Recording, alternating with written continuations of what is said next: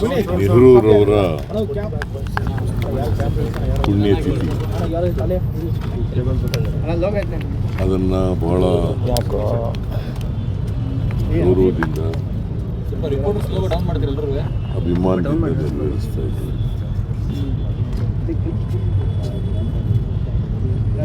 ನೆಹರೂರವರು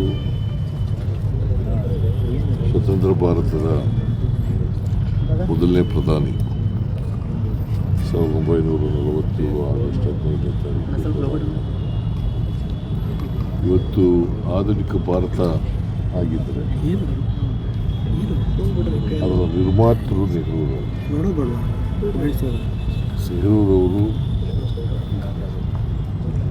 ಈ ದೇಶದ ಬಡತನವನ್ನು ಹೋಗಲಾಡಿಸ್ತಕ್ಕಂಥ ಪ್ರಾಮಾಣಿಕ ಪ್ರಯತ್ನ, ಉದ್ಯೋಗ ಸೃಷ್ಟಿ ಮಾಡ್ತಕ್ಕಂಥ ಕೆಲಸವನ್ನು, ಜೊತೆಗೆ ಅವರು ಮಿಕ್ಸ್ಡ್ ಎಕಾನಮಿ ಮಾಡಲಿಕ್ಕೆ ಈ ದೇಶದಲ್ಲಿ ಮಾಡಿದ್ರು. ಹಾಗಾಗಿ ಆಧುನಿಕ ಭಾರತ ನಿರ್ಮಾಣ ಮಾಡೋದರಲ್ಲಿ ಅವ್ರ ಪಾತ್ರ ದೊಡ್ಡದು. ಜೊತೆಗೆ ಅವರು ಹಸಿರು ಕ್ರಾಂತಿಗೆ ಅಡಿಗಲನ್ನು ಹಾಕ್ತಾರೆ. ಕೋಆಪರೇಟಿವ್ ಮೂವ್ಮೆಂಟು ಮತ್ತು ವಿಕೇಂದ್ರೀಕರಣ ಇವೆಲ್ಲಕ್ಕೂ ಕೂಡ ಬದ್ಧತೆ ಇದ್ದಂಥ ನೆಹರೂರವರು. ಅವರು 17 ವರ್ಷಗಳ ಕಾಲ ಪ್ರಧಾನಮಂತ್ರಿಗಳು.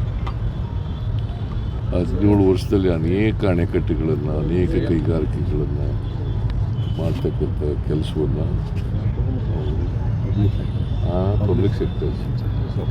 ಪಬ್ಲಿಕ್ ಸೆಕ್ಟರ್ನಲ್ಲಿ ಅನೇಕ ಕೈಗಾರಿಕೆಗಳನ್ನು ಮಾಡಿದ್ರು, ಅನೇಕ ಅಣೆಕಟ್ಟುಗಳನ್ನು ಕಟ್ಟಿದ್ರು. ಸೊ ಹಾಗಾಗಿ ಇವತ್ತು ದೇಶ ಆರ್ಥಿಕವಾಗಿ ಸಬಲತೆಯನ್ನು ಕಂಡಿದ್ದಾರೆ ಮತ್ತು ಆಹಾರದ ಸ್ವಾವಲಂಬನೆಯನ್ನು ಕಂಡಿದ್ದಾರೆ. ಅವ್ರು ಆಗ್ತಿದ್ದಂಥ ಅಡಿಪಾಯ ಕಾರಣ ಅಂತಕ್ಕಂಥದ್ದನ್ನು ಇವತ್ತು ನಾವು ಸ್ಮರಿಸ್ಕೋಬೇಕಾಗ್ತದೆ. ಸೊ ಅವನ್ನ ಗೌರವದಿಂದ ನೆನೀತಕ್ಕಂಥ ಕೆಲಸವನ್ನು ಪ್ರತಿಯೊಬ್ಬ ಭಾರತೀಯರು ಕೂಡ ಮಾಡಬೇಕು ಅಂತೇಳಿ ನಾನು ಇಚ್ಛೆ ಪಡ್ತೇನೆ. ಯಾಕಂದರೆ ಅವರು ಈ ಆಧುನಿಕ ಭಾರತದ ಅಡಿಪಾಯ ಹಾಕದೇ ಹೋಗಿದರೆ ಇಂಥ ಭಾರತವನ್ನು ನಾವು ಕಾಣಲಿಕ್ಕೆ ಸಾಧ್ಯ.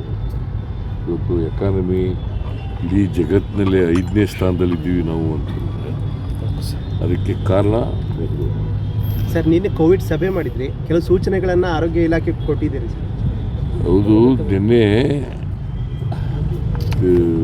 ಆರೋಗ್ಯ ಇಲಾಖೆ ಮತ್ತು ವೈದ್ಯಕೀಯ ಶಿಕ್ಷಣ ಇಲಾಖೆ ಅಧಿಕಾರಿಗಳು ಮತ್ತು ಟಾಸ್ಕ್ ಫೋರ್ಸ್ ಅಧಿಕಾರಿಗಳು ಅವ್ರ ಜೊತೆಯೆಲ್ಲ ಮೀಟಿಂಗ್ ಮಾಡಿದ್ದೀನಿ. ಕೆಲವು ಮುನ್ನೆಚ್ಚರಿಕೆ ಕ್ರಮಗಳನ್ನು ತಗೋಬೇಕು ಅಂತ ಹೇಳಿದ್ದೀನಿ. ಎಲ್ಲಕ್ಕೂ ಪ್ರಿಪೇರ್ ಆಗಿರಬೇಕು. ಯಾವುದಕ್ಕೆ ವೆಂಟಿಲೇಟರ್ ತೊಂದರೆ ಇರ್ಬಾರ್ದು, ಆಕ್ಸಿಜನ್ ತೊಂದರೆ ಇರ್ಬಾರ್ದು, ಕಿಟ್ಟಿಗೆ ತೊಂದರೆ ಇರಬಾರ್ದು, ಯಾವುದಕ್ಕೂ ತೊಂದರೆ ಮತ್ತು ವಾರ್ಡ್ಗಳಿಗೆ ತೊಂದರೆ ಇರಬಾರ್ದು. ಅದನ್ನು ಖಾತ್ರಿ ಮಾಡ್ಕೊಳ್ತಕ್ಕಂಥ ಕೆಲಸವನ್ನು ಮಾಡಬೇಕು. ಸೊ ಈಗ ಸುಮಾರು 65 ಕೇಸ್ಗಳಿದ್ದಾವೆ, ಇವತ್ತು 80 ಆಗಿದ್ದಾವೆ ಅಂತ ಹೇಳ್ತಾರೆ. ಇದು ಅಷ್ಟೊಂದು ಸೀರಿಯಸ್ ಸ್ಟ್ರೈನ್ ಅಲ್ಲ.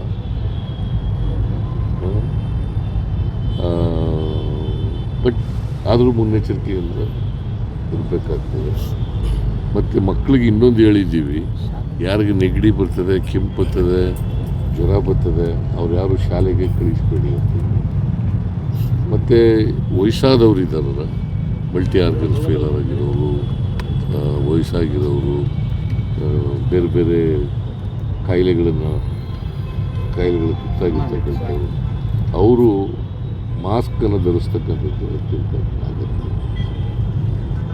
ನೀವು ಕೂಡ ಮಾಸ್ಕ್ ಧರಿಸಿ ಸರ್. ಮಾಸ್ಕ್ ಕಡ್ಡಾಯ ಮಾಡುವಂಥದ್ದು ವ್ಯಾಕ್ಸಿನ್ ಹತ್ತಿರದಲ್ಲಿ ಚರ್ಚೆ ಆಗಲಿಲ್ವಾ ಸರ್? ನಾನು ವ್ಯಾಕ್ಸಿನ್ ಎಲ್ಲ ರೆಡಿ ಮಾಡ್ಕೊಳ್ಳಿ, ವ್ಯಾಕ್ಸಿನು ಸಿಕ್ಕಿದ್ರೆ ತೆಗೆದಿಟ್ಕೊಳ್ಳಿ ಅಂತ ಹೇಳಿದ್ದೀನಿ. ನಾನು ಮಾಸ್ಕು ಕಡ್ಡಾಯ ಮಾಡಿ ಅಂತ ಹೇಳಿಲ್ಲ. ಯಾರಿಗೆ ವಯಸ್ಸಾಗಿರೋರಿದ್ದಾರೆ, ಯಾರು ಕಾಯಿಲೆಗಳಿಂದ ನರಳ್ತಾ ಇದ್ದಾರೆ, ಯಾರು ಕಿಡ್ನಿ ಡಿಸೀಸ್ಗಳು ನರಳ್ತಾ ಇದ್ದಾರೆ, ಹಾರ್ಟ್ ಡಿಸೀಸ್ಗಳಿಂದ ಅಂಥವರೆಲ್ಲ ಹಾಕಳಿ ಸರ್ ವಿದೇಶ ಪ್ರಯಾಣ ಮಾಡಿದವರು ಅವರು ಸ್ವಲ್ಪ ನಿಗಾ ಇಡಬೇಕು ಅಂತ. ವಿದೇಶ ಪ್ರಯಾಣ ಏರ್ಪೋರ್ಟ್ ನಲ್ಲಿ ಏನಾದರೂ ಟೆಸ್ಟಿಂಗ್ ಸ್ಟಾರ್ಟ್ ಮಾಡೋದು ಇನ್ನೂ ಮಾಡಿಲ್ಲ. ಕೇಂದ್ರ ಸರ್ಕಾರದಿಂದ ಏನೂ ಬಂದಿಲ್ಲ ನಮಗೆ ಇವತ್ತು. ಬಟ್ ಎಚ್ಚರಿಕೆಯಿಂದ ನೆಹರೂರವರ ಪುಣ್ಯತಿಥಿ, ಅದನ್ನು ಬಹಳ ಗೌರವದಿಂದ ಅಭಿಮಾನದಿಂದ ನೆರವೇರಿಸ್ತಾ ಇದ್ದೀವಿ.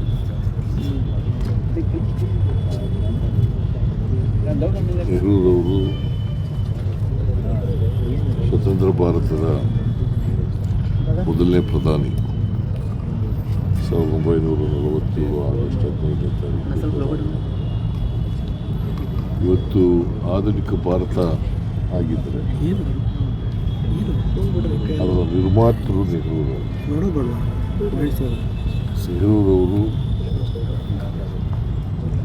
ಈ ದೇಶದ ಬಡತನವನ್ನು ಹೋಗಲಾಡಿಸ್ತಕ್ಕಂಥ ಪ್ರಾಮಾಣಿಕ ಪ್ರಯತ್ನ, ಉದ್ಯೋಗ ಸೃಷ್ಟಿ ಮಾಡ್ತಕ್ಕಂಥ ಕೆಲಸವನ್ನು, ಜೊತೆಗೆ ಅವರು ಮಿಕ್ಸ್ಡ್ ಎಕಾನಮಿ ಮಾಡಲಿಕ್ಕೆ ಈ ದೇಶದಲ್ಲಿ ಮಾಡಿದ್ರು. ಹಾಗಾಗಿ ಆಧುನಿಕ ಭಾರತ ನಿರ್ಮಾಣ ಮಾಡೋದರಲ್ಲಿ ಅವ್ರ ಪಾತ್ರ ದೊಡ್ಡದು. ಜೊತೆಗೆ ಅವರು ಹಸಿರು ಕ್ರಾಂತಿಗೆ ಅಡಿಗಲನ್ನು ಹಾಕ್ತಾರೆ. ಕೋಆಪರೇಟಿವ್ ಮೂವ್ಮೆಂಟು ಮತ್ತು ವಿಕೇಂದ್ರೀಕರಣ ಇವೆಲ್ಲಕ್ಕೂ ಕೂಡ ಬದ್ಧತೆ ಇದ್ದಂಥ ನೆಹರೂರವರು. ಅವರು 17 ವರ್ಷಗಳ ಕಾಲ ಪ್ರಧಾನಮಂತ್ರಿ. 17 ವರ್ಷದಲ್ಲಿ ಅನೇಕ ಅಣೆಕಟ್ಟುಗಳನ್ನು, ಅನೇಕ ಕೈಗಾರಿಕೆಗಳನ್ನು ಮಾಡ್ತಕ್ಕಂಥ ಕೆಲಸವನ್ನು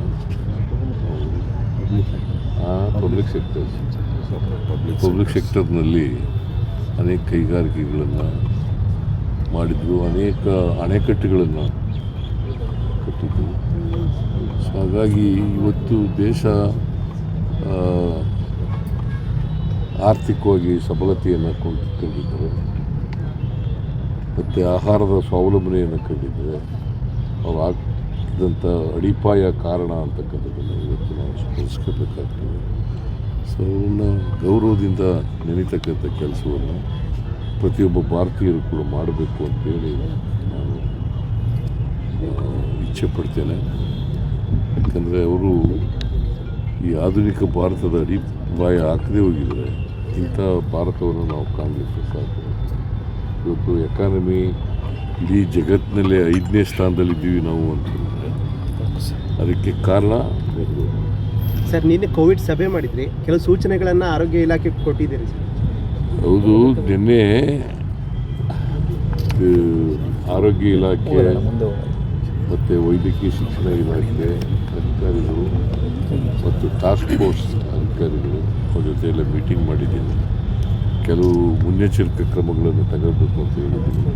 ಎಲ್ಲಕ್ಕೂ ಪ್ರಿಪೇರ್ ಆಗಿರಬೇಕು. ಯಾವತ್ತೂ ವೆಂಟಿಲೇಟರ್ ತೊಂದರೆ ಇರ್ಬೋದು, ಆಕ್ಸಿಜನ್ ತೊಂದರೆ ಇರ್ಬೋದು, ಕಿಟ್ಟಿಗೆ ತೊಂದರೆ ಇರ್ಬಾರ್ದು, ಯಾವುದಕ್ಕೂ ತೊಂದರೆ ಮತ್ತು ವಾರ್ಡ್ಗಳಿಗೆ ತೊಂದರೆ ಇರಬಾರ್ದು. ಅದನ್ನು ಖಾತ್ರಿ ಮಾಡ್ಕೊಳ್ತಕ್ಕಂಥ ಕೆಲಸವನ್ನು ಮಾಡಬೇಕು. ಸೊ ಈಗ ಸುಮಾರು 65 ಕೇಸ್ಗಳಿದ್ದವು, ಇವತ್ತು 80 ಆಗಿದ್ದಾವೆ ಅಂತ ಹೇಳ್ತಾರೆ. ಇದು ಅಷ್ಟೊಂದು ಸೀರಿಯಸ್ ಸ್ಟ್ರೈನ್ ಅಲ್ಲ.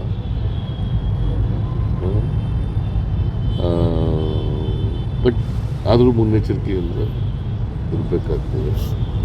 ಮತ್ತು ಮಕ್ಕಳಿಗೆ ಇನ್ನೊಂದು ಹೇಳಿದ್ದೀವಿ, ಯಾರಿಗೆ ನೆಗಡಿ ಬರ್ತದೆ, ಕೆಮ್ಮು ಬರ್ತದೆ, ಜ್ವರ ಬರ್ತದೆ, ಅವ್ರು ಯಾರು ಶಾಲೆಗೆ ಕಳಿಸ್ಬೇಡಿ ಅಂತ. ಮತ್ತು ವಯಸ್ಸಾದವ್ರು ಇದ್ದಾರಲ್ಲ, ಮಲ್ಟಿ ಆರ್ಗನ್ಸ್ ಫೇಲರ್ ಆಗಿರೋರು, ವಯಸ್ಸಾಗಿರೋರು, ಬೇರೆ ಬೇರೆ ಕಾಯಿಲೆಗಳು ತುತ್ತಾಗಿರ್ತಕ್ಕಂಥವ್ರು, ಅವರು ಮಾಸ್ಕನ್ನು ಧರಿಸ್ತಕ್ಕಂಥದ್ದು ಅತ್ಯಂತ ಅಗತ್ಯ. ನೀವು ಕೂಡ ಮಾಸ್ಕ್ ಧರಿಸಿ. ಸರ್, ಮಾಸ್ಕ್ ಕಡ್ಡಾಯ ಮಾಡುವಂಥದ್ದು ವ್ಯಾಕ್ಸಿನ್ ಹತ್ತಿರದಲ್ಲಿ ಚರ್ಚೆ ಆಗಲಿಲ್ವಾ ಸರ್? ನಾನು ವ್ಯಾಕ್ಸಿನ್ ಎಲ್ಲ ರೆಡಿ ಮಾಡ್ಕೊಳ್ಳಿ, ವ್ಯಾಕ್ಸಿನು ಸಿಕ್ಕಿದ್ರೆ ತೆಗೆದು ಇಟ್ಕೊಳ್ಳಿ ಅಂತ ಹೇಳಿದ್ದೀನಿ. ನಾನು ಮಾಸ್ಕು ಕಡ್ಡಾಯ ಮಾಡಿ ಅಂತ ಹೇಳಿಲ್ಲ. ಯಾರಿಗೆ ವಯಸ್ಸಾಗಿರೋರಿದ್ದಾರೆ, ಯಾರು ಕಾಯಿಲೆಗಳಿಂದ ನರಳ್ತಾ ಇದ್ದಾರೆ, ಯಾರು ಕಿಡ್ನಿ ಡಿಸೀಸ್ಗಳು ನರಳ್ತಾ ಇದ್ದಾರೆ, ಹಾರ್ಟ್ ಡಿಸೀಸ್ಗಳಿಂದ ನರಳ್ತಾ ಇದ್ದಾರೆ, ಅಂಥವರೆಲ್ಲ ಹಾಕಳಿ ಅಂತ. ಸರ್ ವಿದೇಶ ಪ್ರಯಾಣ ಮಾಡಿದವರು ಅವರು ಸ್ವಲ್ಪ ನಿಗಾ ಇಡಬೇಕು ಅಂತ. ವಿದೇಶ ಪ್ರಯಾಣ ಏರ್ಪೋರ್ಟ್ ನಲ್ಲಿ ಏನಾದರೂ ಟೆಸ್ಟಿಂಗ್ ಸ್ಟಾರ್ಟ್ ಮಾಡೋದು ಇನ್ನೂ ಮಾಡಿಲ್ಲ, ಕೇಂದ್ರ ಸರ್ಕಾರದಿಂದ ಏನೂ ಬಂದಿಲ್ಲ ನಮಗೆ ಇವತ್ತು. ಬಟ್ ಎಚ್ಚರಿಕೆಯಿಂದ ಹೆಚ್ಚಿನ ವಿಡಿಯೋಗಳಿಗೆ ಪ್ರತಿಧ್ವನಿ ಯೂಟ್ಯೂಬ್ ಚಾನೆಲ್ ಸಬ್ಸ್ಕ್ರೈಬ್ ಮಾಡಿ, ಬೆಲ್ ಐಕಾನ್ ಕ್ಲಿಕ್ ಮಾಡಿ.